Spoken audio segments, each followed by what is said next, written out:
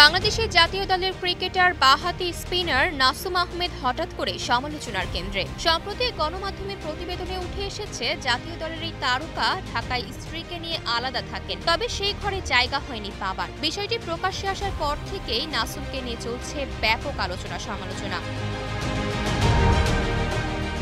নাসুমের বাবা আক্কাস আলী একজন সাধারণ শ্রমজীবী মানুষ। ছেলের স্বপ্ন পূরণের জন্য তিনি একসময় রিকশা চালিয়েছেন, সবজি বিক্রি করেছেন, এমনকি রং মিস্ত্রির কাজও করতে হয়েছে তাকে। মাত্র ৮,০০০ টাকার সীমিত আয়ে তিনি সংসার চালিয়ে এসেছেন দীর্ঘদিন। তবে এত কষ্টের পরও ছেলের প্রতি তার কোনো অভিযোগ নেই। গণমাধ্যমকে আক্কাস আলী বলেন, আমি একজন বাবা হিসেবে শুধু চাই নাসুম বড় কিছু হোক, নিজের জন্য আলাদা কিছু চাইনি, চাইও না। আল্লাহ তাকে অনেক বড় করুন।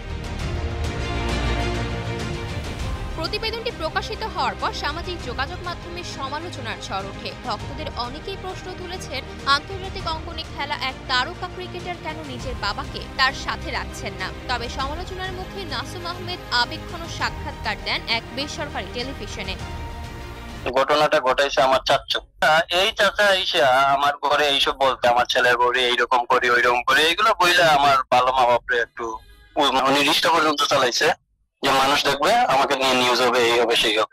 এরপরে ওনার ভাই প্ল্যান করে ওনাকে সিকিউরিটির ইয়াতে চাকরি দিল, যে তুই এখানে খালি সারাদিন দাঁড়িয়ে থাকবে আর মানুষ আইতে যাইতে তোকে দেখবে, তাইলেই কাম হয়ে যাবে। কান্না জড়ানো কণ্ঠে তিনি দাবি করেন, বিষয়টি আসলে তার আপন চাচার ষড়যন্ত্র। বাবার সাথে দূরত্ব বেড়েছে চাচার প্ররোচনাতেই। নাসুমের ভাষ্য, বাবার দায়িত্ব তিনি পালন করেছেন এবং প্রতি মাসেই বাবার খরচ পাঠান, কিন্তু বাবা নিজেই তার সাথে থাকতে চাননি।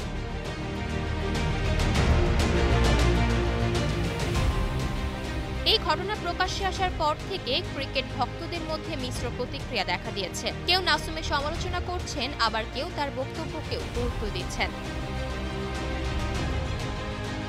আয়শা অর্থী, নিউজ ডেস্ক, গ্লোবাল টেলিভিশন।